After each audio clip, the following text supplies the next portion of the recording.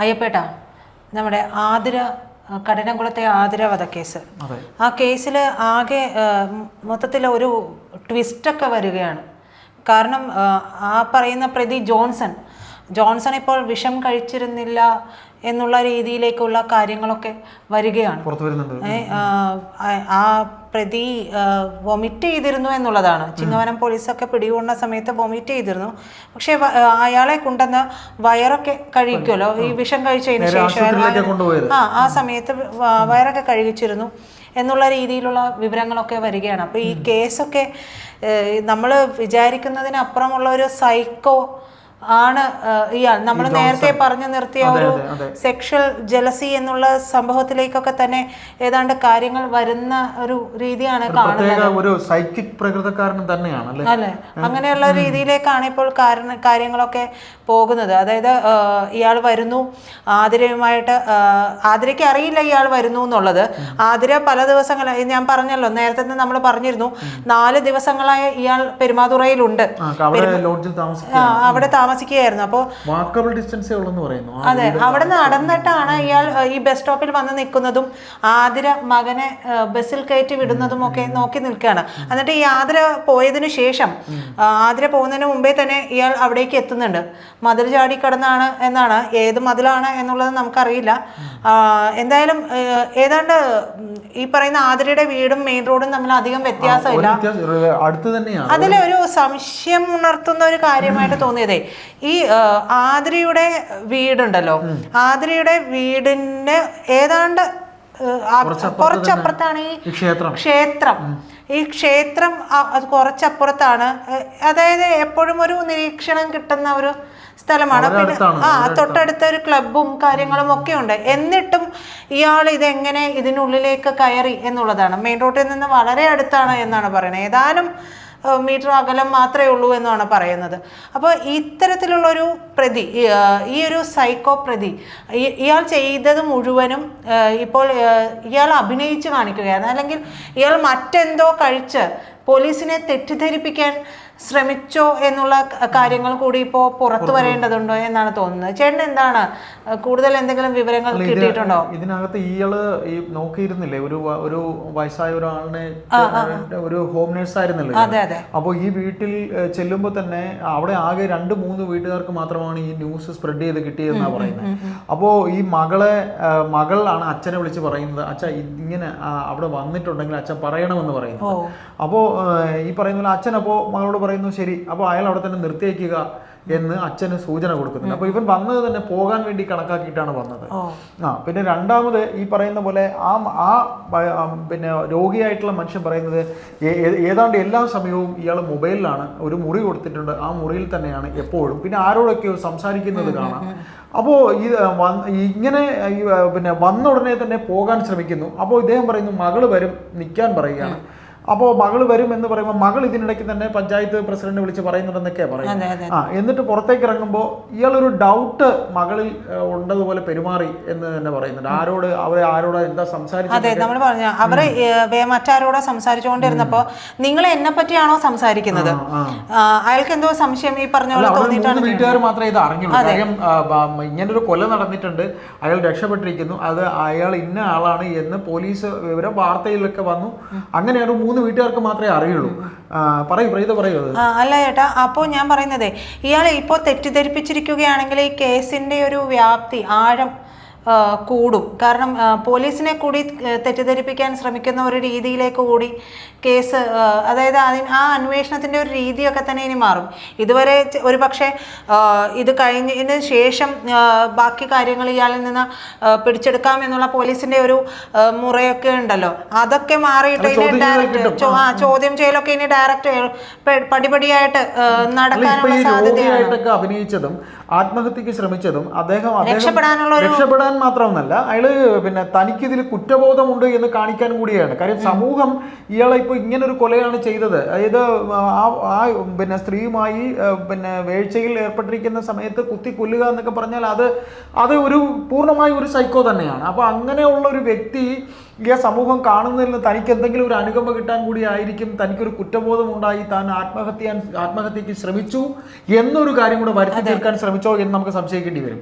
അതൊക്കെ പോലീസ് ഇനിയിപ്പോൾ ചോദ്യം ചെയ്യുമ്പോഴേക്കും വരും. പിന്നെ ഏത് തരത്തിലേക്ക് എങ്ങനെയാണ് പ്രേതയ്ക്ക് തോന്നുന്നത്? എനിക്ക് മറ്റൊരു സംശയം തോന്നുന്നത്, ഈ പറയുന്ന ഭർത്താവ് രാജീവൻ എന്ന മറ്റോ ആണ് അദ്ദേഹത്തിന്റെ പേര്, എന്ത് തന്നെയായാലും ഇത്തരത്തിലൊരു കാര്യം വരുന്നു, ഭാര്യക്ക് ആദ്യം ഇയാൾ ഫോൺ വാങ്ങി വെക്കുന്നുണ്ട്, അതിനുശേഷം അയ്യോ പാവം തോന്നിയിട്ടാണ് വീണ്ടും കൊടുക്കുന്നത്. കാരണം ഫോണില്ലാതെ ഇന്നത്തെ കാലത്ത് ഇപ്പോൾ അദ്ദേഹത്തിന് പുറത്ത് പോയിട്ട് ഒന്ന് വിളിക്കണമെങ്കിൽ പോലും നടക്കാത്ത ഒരു അവസ്ഥയാണല്ലോ. അപ്പോൾ അത്രയുള്ള ആവശ്യമുള്ള സാധനമായതുകൊണ്ട് തന്നെ ഇദ്ദേഹം കൊടുക്കുകയാണ്. പക്ഷേ എന്തുകൊണ്ട് ഇത്രയേറെ ഇതിനു ശേഷവും ഇവർ വളരെയധികം സംസാരിക്കുകയും ഒക്കെ ചെയ്തിട്ടുണ്ട്. ആതിരയ്ക്ക് മനസ്സിലാവാതിരുന്ന ഒരു കാര്യം എന്ന് പറയുന്നത്, ഇന്ന് ജോൺസൺ എത്തിയത് ആതിരയെ കൊലപ്പെടുത്താനാണ് എന്നുള്ള കാര്യം മാത്രമാണ്.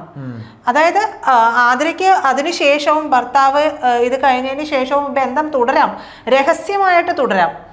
അതായത് പഴയ പോലെ പറ്റില്ല, എനിക്ക് ഇറങ്ങി വരാൻ പറ്റില്ല. അച്ഛനമ്മമാര് സപ്പോർട്ട് ചെയ്തെന്നൊക്കെ പറഞ്ഞൊരു വാർത്ത വരുന്നു. അതെ, അതും പറയുന്നുണ്ട്. നാട്ടുകാരൊക്കെ പറയുന്നു, പല വീഡിയോകളിൽ കാണുന്നു, നാട്ടുകാർ പറയുന്നു അധികം സംസാരമൊന്നുമില്ലാത്ത ഒരു പെൺകുട്ടിയാണ്, പക്ഷെ അവളുടെ മനസ്സിൽ ഇത്രയേറെ കാര്യങ്ങൾ. അതെ, അങ്ങനെയുള്ള വാർത്തകളൊക്കെ വരികയാണ്. അപ്പോൾ ബന്ധുക്കളൊക്കെ പ്രതികരിച്ചു കണ്ടു, അവൾ ഇത്തരത്തിലുണ്ട് എന്നുള്ളതൊന്നും നമുക്കറിയില്ല എന്ന് പറയും. പക്ഷേ ഒരു 1.5 ലക്ഷം രൂപ എന്നുള്ളതാണ് ഇപ്പൊ വന്നിരിക്കുന്ന ഒരു കണക്ക്. 1.5 ലക്ഷം രൂപ ഉൾപ്പെടെ ഇയാൾക്ക് കൊടുത്തിട്ടുണ്ട്. ഈ 1.5 ലക്ഷം രൂപ ഏത് രീതിയിലാണ് ആതിര ഇയാൾക്ക് കൊടുത്തിരിക്കുന്നത് എന്നുള്ളതാണ്. ഒരു പൂജാരിയുടെ ഭാര്യയാണ്, അവരുടെ സാമ്പത്തിക വരവിന്റെ കണക്കൊന്നും നമുക്കറിയാൻ പറ്റില്ല. എന്ത് തന്നെയായാലും ഇപ്പോൾ ഭർത്താവിന്റെ കയ്യിൽ നിന്നാണ്. ആതിരയ്ക്ക് പ്രത്യേകിച്ച് വരുമാനമൊന്നുമില്ലാത്ത വീട്ടമ്മയാണ് എന്നാണ് മനസ്സിലാക്കുന്നത്. അങ്ങനെയെങ്കിൽ ഭർത്താവിന്റെ കയ്യിൽ നിന്നോ മറ്റോ ഇത്തരത്തിൽ പണം എടുത്തിട്ടുണ്ടെങ്കിൽ, ഈ രാജീവ് എന്ന് പറയുന്ന ഭർത്താവ് ആരും പേര് മാറിപ്പോയിട്ടുണ്ടാവും ഒരു പക്ഷെ, എന്തായാലും ഭർത്താവ് അറിയേണ്ടതല്ലേ ചേട്ടാ. 1.5 ലക്ഷം രൂപയോളമൊക്കെ നമ്മുടെ കയ്യിൽ നിന്ന് മാറുമ്പോൾ, നമുക്കൊക്കെ 1 രൂപ കയ്യിൽ നിന്ന് മാറിയിട്ടുണ്ടെങ്കിൽ അത് അറിയാൻ പറ്റും. അപ്പോൾ ഈ 1.5 ലക്ഷം രൂപ മാറുന്നു എന്ന് പറയുന്നത് മാത്രമല്ല, 2500 രൂപ ഇദ്ദേഹത്തിന് കൊടുത്തിട്ടാണ്, അത് കിട്ടിയിട്ടാണ് ഈ ജോൺസൺ അവിടെ നിന്ന് പുറപ്പെടുന്നത് എന്നുള്ളതാണ്. ആതിര കൊടുത്തിട്ടാണ് പുറപ്പെടുന്നത്, ഈ കോട്ടയത്ത് ജോലിക്ക് നടത്തുന്ന. അതെ.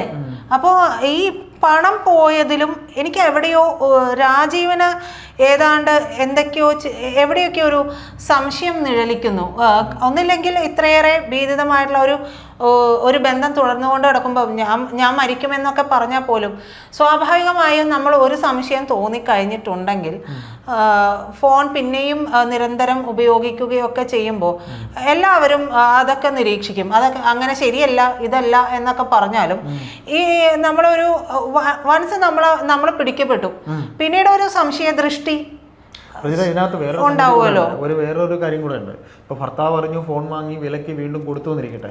ഇപ്പോൾ ഈ ഫോൺ എന്ന് പറയുന്നത് എപ്പോഴും അങ്ങനെ അദ്ദേഹം വീണ്ടും നോക്കി കാണുമോ എന്നൊരു സംശയം, അങ്ങനെയാണ്, ആ സംശയമാണ് പ്രജിതയ്ക്ക് ഉണ്ടാകുന്നത്. അതെ, ഫോൺ എപ്പോഴെങ്കിലും നോക്കി കാണുമോ, അല്ലെങ്കിൽ എന്തുകൊണ്ട് ഈ 1.5 ലക്ഷം രൂപ പോയതിനെ അറിയാൻ പറ്റുമല്ലോ, പറ്റില്ലേ? അതിനെ പറ്റി ചോദിക്കാതിരുന്നത് എന്തുകൊണ്ടായിരിക്കും? അതൊരു ചേട്ടാ, അത് ചില്ലറ പൈസയല്ല. 1.5 ലക്ഷം രൂപ എന്ന് പറയുന്ന ഒരു സാധാരണക്കാരനൊരു വലിയ എമൗണ്ട് തന്നെയാണ്. ചെറിയൊരു പൈസയല്ലോ, 10-100 രൂപയല്ല. ഈ പരിചയപ്പെടലിന് ഇടയ്ക്ക് തന്നെ 1.5 ലക്ഷം രൂപ ഈ ഒരു വർഷത്തിനിടയിൽ തന്നെ ഇത് കൊടുത്തിട്ടുണ്ട് എന്ന് പറയുന്നു. പിന്നെ റിപ്പോർട്ടുകൾ വരുന്നു, അച്ഛനും അമ്മയും ഒക്കെ ഈ ബന്ധത്തിന് സപ്പോർട്ട് നിന്നു, അവരും പൈസ കൊടുക്കുന്നതൊക്കെ അറിഞ്ഞിരുന്നു എന്നുള്ള രീതിയിലൊക്കെ. അതെ, ആതിരയുടെ അച്ഛനും അമ്മയും ഒക്കെ. പക്ഷെ അതൊക്കെ എത്രത്തോളം വാസ്തവമുള്ള കാര്യമാണെന്ന് നമുക്കറിയില്ല. പക്ഷെ എനിക്ക് രാജീവിന്റെ കാര്യത്തിൽ ഭർത്താവിനെ ഒരു പക്ഷേ കുറച്ചുകൂടി ചോദ്യം ചെയ്തിരുന്നെങ്കിൽ, അതായത് ഭർത്താവ് അത് പോലീസ് ചോദ്യം ചെയ്യുക തന്നെ ചെയ്യും. കാര്യം ഇത്തരത്തിൽ പിന്നെ ഭാര്യയുമായി പിണങ്ങി, അവർ വീട്ടിൽ പിണങ്ങി വരെ നിന്നു എന്ന് പറയുന്നു. ഈ ഒരു ഓൺസ് പിടിക്കപ്പെട്ടു എന്ന് പറയുന്നു. അല്ല, പോലീസ് അത് ചോദ്യം ചെയ്യും. കാര്യം ഏതായാലും കൊലയ്ക്ക് സാധ്യത വരാൻ കഴിയുന്നില്ല. കാര്യം അദ്ദേഹം ഒരു പൂജാരിയല്ലേ, അദ്ദേഹം അത് അങ്ങനെ അല്ല, അദ്ദേഹം കൊന്നു എന്നുള്ളതല്ല ഞാൻ പറയുന്നത്. ഈ ബന്ധവുമായി ചില കാര്യങ്ങളൊക്കെ രാജീവ് മറച്ചു വെക്കുന്നുണ്ട് എന്നുള്ളതാണ്. അതായത് ഒരുപക്ഷെ അദ്ദേഹം പുറത്ത് വരാനായിട്ട്, അത് പുറത്തു പറയാൻ നാണക്കേട് കൊണ്ടായിരിക്കാം, എന്ത് തന്നെ ആയാലും അത്തരത്തിലുള്ള ചില കാര്യങ്ങളൊക്കെ മറച്ചു വെക്കുന്നുണ്ട് എന്നുള്ളൊരു തോന്നൽ കൂടി പലയിടത്തു നിന്ന് ഉയർന്നു വരുന്നുണ്ട്. എനിക്കും അത് തോന്നി. കാരണം ഈ 1.5 ലക്ഷം രൂപയൊക്കെ നമ്മുടെ ഇപ്പൊ എൻ്റെ കയ്യിലെ പണം ഞാനെടുത്ത് ചെലവാക്കിയാൽ ചിലപ്പോൾ അറിഞ്ഞു എന്ന് വരില്ല. പക്ഷേ പൊതുവായിട്ടുള്ള കാര്യമുണ്ടല്ലോ. ഇതിനകത്ത് വേറൊരു കാര്യം കൂടെ പറയാം. അതായത് നമുക്ക് തന്നെ അറിയാൻ പറ്റിയിട്ടുള്ള നമ്മുടെ ചില സുഹൃത്തുക്കളൊക്കെ നമ്മളോട് പറഞ്ഞ കുറേ കാര്യങ്ങളൊക്കെ ഉണ്ട്. ഈ സാമ്പത്തിക ക്രമക്കേടുകൾ ഇത്തരത്തിൽ പല ആൺ സുഹൃത്തുക്കൾക്കും ഇത്രയും തുകയല്ലെങ്കിലും ചെറിയ തുകയൊക്കെ തന്നെ അവർ അക്കൗണ്ട് നോക്കുമ്പോഴാണ് ചിലരൊക്കെ മറിച്ചതായിട്ടൊക്കെ എൻ്റെ ചില സുഹൃത്തുക്കളുടെ അനുഭവത്തിൽ നിന്ന് ചിലരുടെ കാര്യങ്ങളൊക്കെ എന്നോട് പറഞ്ഞിട്ടുണ്ട്. അതായത് സാമ്പത്തികം എന്ന് പറയുന്നൊരു സാധനം പരിചയമായി കഴിയുമ്പോൾ ഈ സ്ത്രീകൾക്ക് അങ്ങനെയൊക്കെ ഒരു കുഴപ്പമുണ്ട്. വളരെ അടുത്ത സൗഹൃദമൊക്കെ ആയി കഴിയുമ്പോഴത്തേക്ക് ഇതേപോലുള്ള ഫ്രോഡാണ് എന്ന് പോലും തിരിച്ചറിയാൻ. അല്ല, അതാണ് പറഞ്ഞത്. മറ്റേ നിലമ്പൂരിലെ മുഹമ്മദ് നിഷാലിന്റെ കാര്യം പറഞ്ഞപ്പോഴേ അയാൾ പിടിക്കപ്പെടുന്നതിന് തൊട്ട് മുമ്പ് ഒരു കുട്ടിയോട് 1.5 ലക്ഷം രൂപയാണ് ചോദിച്ചത്. ആ പെൺകുട്ടി എന്നിട്ട് പലിശക്കെടുത്ത് കൊടുക്കാം എന്നുള്ള രീതിയിൽ നിൽക്കുമ്പോഴാണ് ഇയാളുടെ അറസ്റ്റ് ഉൾപ്പെടെയുള്ളത് വരുന്നത്. ഒന്ന് ആലോചിച്ച് നോക്കണേ. യാതൊരു ബന്ധവും ഇല്ലാത്ത എവിടെയോ മറിഞ്ഞിരുന്ന് ഇങ്ങനെ കാമിക്കുകയും പ്രേമിക്കുകയും ഒക്കെ ചെയ്യുന്നവർക്ക് ഈ പണമൊക്കെ നൽകുക എന്ന് പറഞ്ഞു കഴിഞ്ഞാൽ ശുദ്ധ വിഡ്ഢിത്തരം. അതെ, തേൻ പുരട്ടിയ പോലെ തന്നെയാണ് ഇപ്പോൾ കൊന്നതും. അത്തരത്തിലൊരു നിമിഷത്തിലാണ് ഒരു പരിചയമായി കഴിയുമ്പോൾ ഭർത്താവ് അറിയാതെയൊക്കെ ഇങ്ങനെ നിരവധി എമൗണ്ടുകളൊക്കെ പോകുന്നതും പോയ കഥകളും ഒക്കെ നമുക്കറിയാവുന്ന സംഗതികളൊക്കെ തന്നെ ഉണ്ട്. അതാണ് ഞാൻ അല്പം മുമ്പ് പറഞ്ഞത്.